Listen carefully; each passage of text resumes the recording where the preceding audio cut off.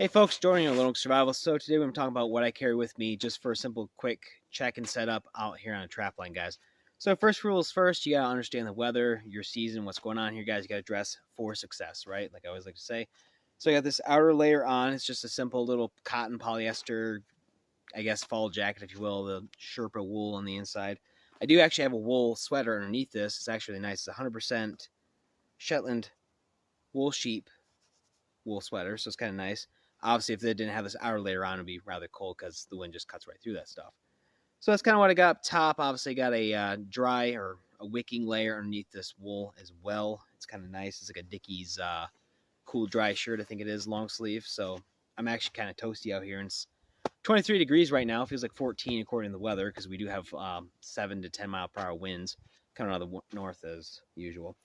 On my hands, obviously moving around, I do have my leather insulated gloves I've had for roughly about 3-ish years, 4-ish years, something like that. As long as you take care of your gloves, guys, take care of your equipment, it's going to take care of you.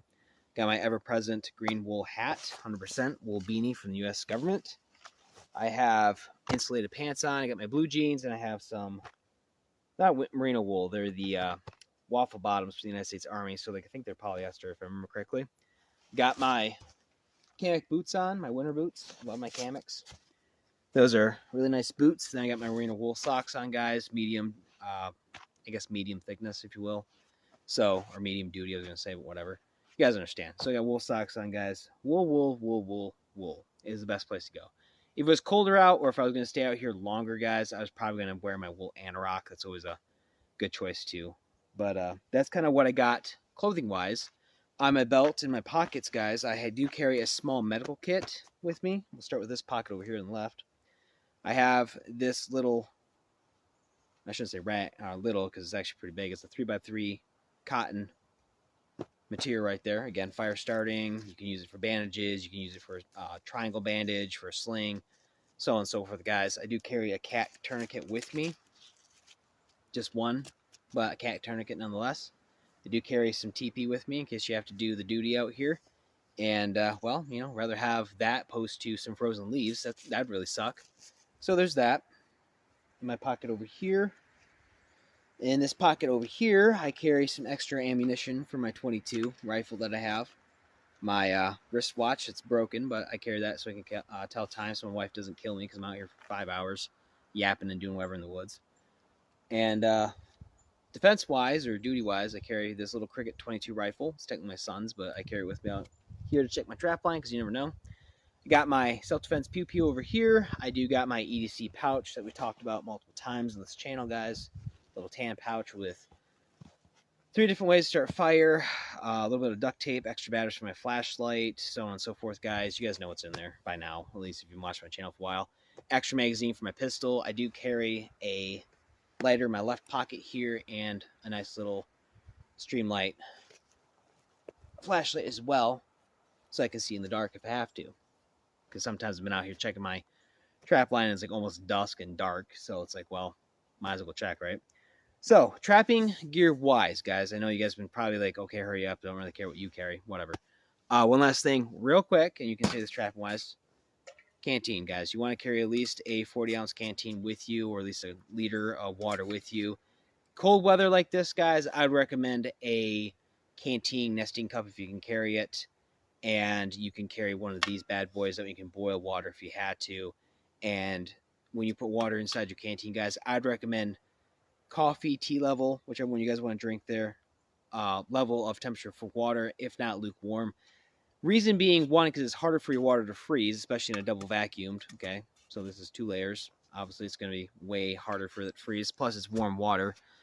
Meaning, if you're really cold, you're getting to hypothermic or whatever because you're sitting down or you're lost or whatever, at least that water being that warm is going to help warm the inside of your body. So, again, talked about this in multiple videos so far.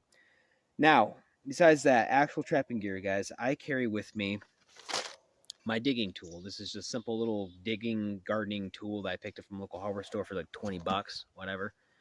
Old pipe that I had laying around. It used to be a fence post or pole, whatever you want to say. Not anymore. That's my dirt hole punch.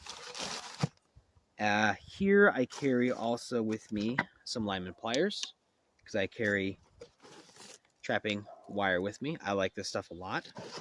A lot easier than sitting there trying to pound in or find a good solid spot on some softwood coniferous tree or some other softwood tree out here, majority wise, or maple tree. Trying to find a nice sturdy spot where you can sink a fencing staple in is just easier to use wire, in my personal opinion experience. Now with that, I carry with me a small little pair of vice grips for trap maintenance and tweaking, because as you guys know, in my EDC pouch, I carry my Leatherman Super Tool 300. So I can sit there and add tension, take tension away from the pan or trigger, whatever it's going to be. I can fix a trap on the fly, so on and so forth, guys. That's what I carry there. More tool-wise here, I just carry a little 2-inch paintbrush, guys. That way I can sit here and make my set look way more natural by moving it a lot or a little bit with this paintbrush and just kind of getting in there being an artist. So there's that. Some steel wool to help clean off this rust if there's anything developing. Along with that, I have some extra trap tags as well, and some nails in here to write on the trap tags as well. So there's that. We're going to talk about cover for a second here.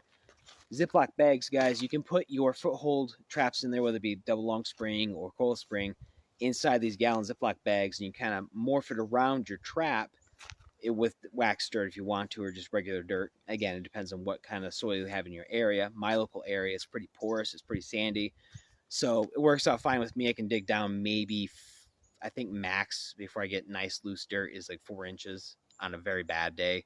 Usual day is like maybe like 3 inches, and there's some really good soil I can just pull up, throw inside my sifter here, and just put on top of this bag and morph it to where I want, and it's gonna be nice and sturdy. And the other thing hanging on the bag is the chain.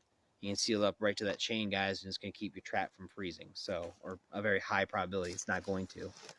So there's that. If you guys want to be old school like me, I got wax paper as well because, well, this stuff's really cheap to use. It's like $1.75 to maybe $3 ish, depending on the brand you're using and how much you're getting.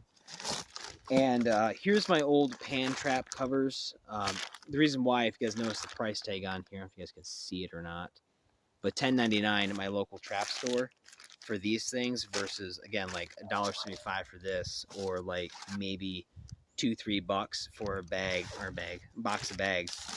Way more economical and way more versatile with the wax paper and the bags, in my personal opinion. Now, like I said before, besides digging tool, the dirt hole punch, I do have a sifter, guys. I recommend the metal, guys. I actually ran this over the van. Didn't, thank God, didn't do anything to it. I would have cried if it did, because that's my favorite sifter. But no, metal works great, and it's been lasting me about 4 seasons now. So doing good there. And see, moving on here, I have some flagging tape. What do you want to say? Signal tape. And the thing too, guys, is kind of dual purpose in mind of like, okay, what can I put in my bucket that's overbearing, but also can turn around and use in a survival situation. Again, signaling, we talked about this on the Get Home video, guys, series. You guys can check it out. It's my channel. But again, you can put this on your trail so you know, okay, my traps are in a line this way. Just look for these things flapping in the wind. Or you could put them right by where your trap is. I personally don't on state land. I don't know if it's a regulation too. I don't think it is. I haven't read anything about it. I don't, though, just because people are a-holes and they like to come up and steal your traps or mess with your traps or whatever. So I don't do that. So like I said, the marking tape is very good to take with you because you can do a lot of stuff with it.